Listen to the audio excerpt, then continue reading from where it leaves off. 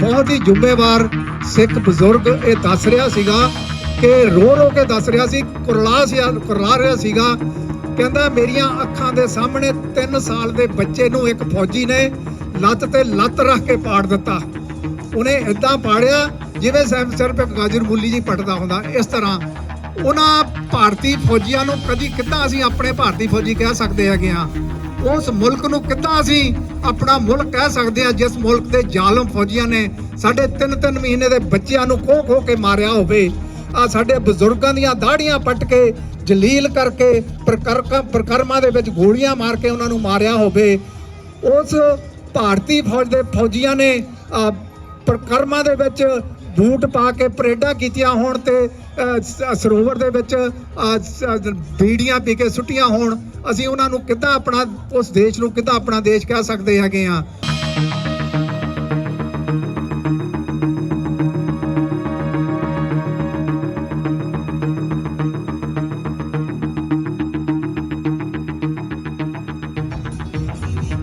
We're here today, standing at the doorstep, at the foot of the Canadian Parliament. ਆਪਾਂ ਅੱਜ Canadian parliament ਦੇ ਦਰਵਾਜ਼ੇ ਦੇ ਉੱਤੇ ਖੜੇ ਹਾਂ। ਕੈਨੇਡਾ ਇੱਕ ਆਜ਼ਾਦ ਮੁਲਕ ਹੈ। Canada is a free nation. ਆਲੇ ਦੁਆਲੇ ਦੇਖੋ, ਆਪਾਂ ਆਪਣੀ ਗੱਲ ਵੀ ਕਰ ਰਹੇ ਆ, ਇੱਧਰ ਉਹ ਆਪਣੀ ਗੱਲ ਵੀ ਕਰ ਰਹੇ ਆ। ਇਹ ਆਜ਼ਾਦ ਮੁਲਕਾਂ ਦੇ ਵਿੱਚ ਹੁੰਦਾ ਵਾ। ਆਜ਼ਾਦ ਮੁਲਕਾਂ ਦੇ ਵਿੱਚ ਇੱਕ ਸਟੇਟਲੈਸ ਨੇਸ਼ਨ ਸਿੱਖ ਕੌਮ ਵਰਗੇ ਲੋਕਾਂ ਨੂੰ ਵੀ ਮੌਕਾ ਮਿਲਦਾ ਕਿ ਇੱਥੇ ਆ ਕੇ ਤੁਸੀਂ ਆਪਦੀ ਗੱਲ ਕਰੋ। ਭਾਰਤ ਦੇ ਵਿੱਚ, ਇੰਡੀਆ ਦੇ ਵਿੱਚ ਜਦੋਂ ਤੁਸੀਂ ਗੱਲ ਕਰਦੇ ਆ ਕਿ ਅਸੀਂ ਖਾਲਸਾਈ ਵਹੀਰ ਕੱਢਣੀ ਆ ਤਾਂ ਨਾਕੇ ਲਾਈ ਜਾਂਦੇ ਨੇ। ਤੁਸੀਂ ਆਪਦੀ ਕਿਸਾਨੀ ਬਾਰੇ ਗੱਲ ਕਰਦੇ ਆ ਤਾਂ ਬੈਰੀਕੇਡ ਲਾਏ ਜਾਂਦੇ ਨੇ। ਤੁਸੀਂ ਆਪਦੀ ਹੱਕਾਂ ਦੀ ਗੱਲ ਕਰਦੇ ਆ, ਤੁਹਾਡੇ ਦੇ ਉੱਤੇ ਯੂਆਪਾ ਤੇ NSA ਵਰਗੇ ਜਿਹੜੇ ਕਾਨੂੰਨ ਨੇ ਉਹ ਲਾਗੂ ਕੀਤੇ ਜਾਂਦੇ ਨੇ। How fortunate are we to call a country like Canada our home? I was born and raised in Canada, and never have I ever been oppressed in Canada to talk about what is important to me, to talk about what is important to my community, or to talk about the genocide that the government of India perpetrated on the indigenous people of Punjab, the Sikh people.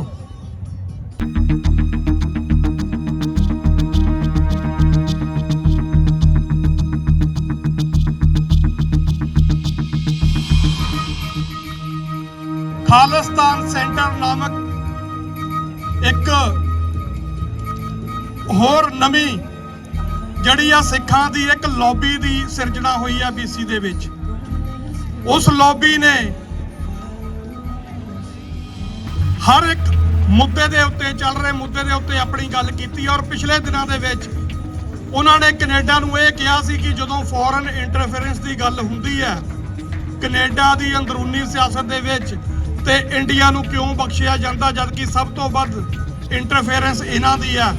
ਔਰ ਖਾਲਸਾ ਜੀ ਥੋੜੇ ਦਿਨ ਪਹਿਲਾਂ Canada ਦੀ national security advisor ਨੇ ਇਸ ਗੱਲ ਨੂੰ media ਦੇ ਵਿੱਚ ਮੰਨਿਆ ਕਿ ਇੰਡੀਆ ਦੀ ਇੰਟਰਫੇਰੈਂਸ ਜਿਹੜੀ ਗੱਲ ਸਿੱਖ 1985 ਤੋਂ ਕਹਿੰਦੇ ਆ ਰਹੇ ਆ ਕਿ ਇੰਡੀਅਨ ਹਕੂਮਤ ਦੀ ਜਿਹੜੀ ਕੈਨੇਡਾ ਦੇ ਅੰਦਰੂਨੀ ਮਾਮਲਿਆਂ ਦੇ ਵਿੱਚ ਦਖਲਅੰਦਾਜ਼ੀ ਆ ਉਹਨੂੰ ਰੋਕਿਆ ਜਾਵੇ, ਪਰ ਸਰਕਾਰ ਨਹੀਂ ਸੀ ਮੰਨਦੀ। ਅੱਜ ਉਹ ਮੰਨ ਗਈ ਆ।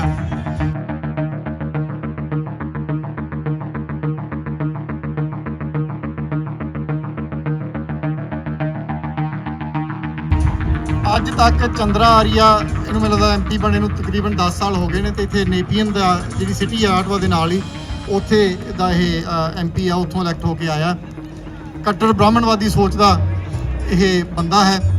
ਔਰ ਕੋਈ ਵੀ ਇਹੋ ਜਿਹਾ ਮੌਕਾ ਮੈਨੂੰ ਲੱਗਦਾ ਇਹਨੇ ਪਿਛਲੇ 10 ਸਾਲਾਂ ਵਿੱਚ ਨਹੀਂ ਛੱਡਿਆ ਜਿੱਥੇ ਸਿੱਖਾਂ ਦੇ ਵਿਰੁੱਧ ਕੋਈ ਗੱਲ ਕਰਨ ਤੋਂ ਇਹਨੇ ਝਿਜਕਿਆ ਹੋਵੇ।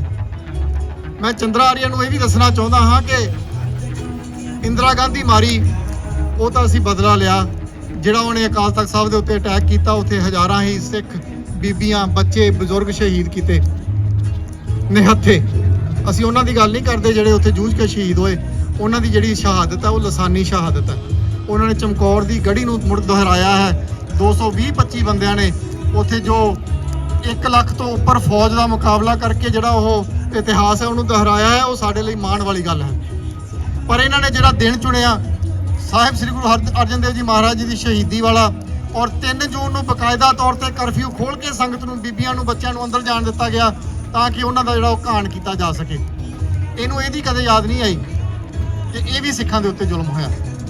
ਇਹਨੂੰ ਕਦੇ ਇਸ ਗੱਲ ਦੀ ਯਾਦ ਨਹੀਂ ਆਈ ਕਿ ਗੁਜਰਾਤ ਦੇ ਵਿੱਚ ਤੇਰਾ ਜਿਹੜਾ ਪ੍ਰਾਈਮ ਮਿਨਿਸਟਰ ਮੋਦੀ ਅੱਜ ਹੈ, ਉਹ ਜਦੋਂ ਉੱਥੇ ਮੁੱਖ ਮੰਤਰੀ ਹੁੰਦਾ ਸੀਗਾ, ਤੁਸੀਂ 20 ਤੋਂ 25,000 ਮੁਸਲਮਾਨ ਬੱਚੇ, ਮੁਸਲਮਾਨ ਬਜ਼ੁਰਗ ਬਿਨਾਂ ਕਿਸੇ ਗੱਲਬਾਤ ਤੋਂ ਉੱਥੇ ਕੁਚਲ ਦਿੱਤੇ। ਉਦੋਂ ਇਹਨੂੰ ਵਾਇਲੈਂਸ ਨਹੀਂ ਦਿਸੀ। ਇਹਨੂੰ ਉਦੋਂ ਵੀ ਵਾਇਲੈਂਸ ਨਹੀਂ ਦਿਸੀ ਜਦੋਂ ਇੰਦਰਾ ਗਾਂਧੀ ਦੇ ਕਤਲ ਤੋਂ ਬਾਅਦ ਹਜ਼ਾਰਾਂ ਹੀ ਸਿੱਖ ਬੀਬੀਆਂ, ਉਹਨਾਂ ਦਾ ਰੇਪ ਕੀਤਾ ਗਿਆ ਦਿੱਲੀ ਦੇ ਵਿੱਚ। ਹਜ਼ਾਰਾਂ ਹੀ ਸਿੱਖ ਨੌਜਵਾਨ, ਸਿੱਖ ਬਜ਼ੁਰਗ ਉੱਥੇ ਅੱਗਾਂ ਲਾ ਕੇ ਸਾੜੇ ਗਏ। ਉਦੋਂ ਇਹਨੂੰ ਵਾਇਲੈਂਸ ਨਜ਼ਰ ਨਹੀਂ ਆਈ। ਪਰ ਇੰਦਰਾ ਗਾਂਧੀ ਨੂੰ ਉਹਦੇ 2 ਬਾਡੀਗਾਰਡਾਂ ਨੇ ਬਦਲਾ ਲੈਣ ਵਾਸਤੇ ਮਾਰ ਦਿੱਤਾ ਤਾਂ ਉਦੋਂ ਇਹਨੂੰ ਵਾਇਲੈਂਸ ਯਾਦ ਆ ਗਈ।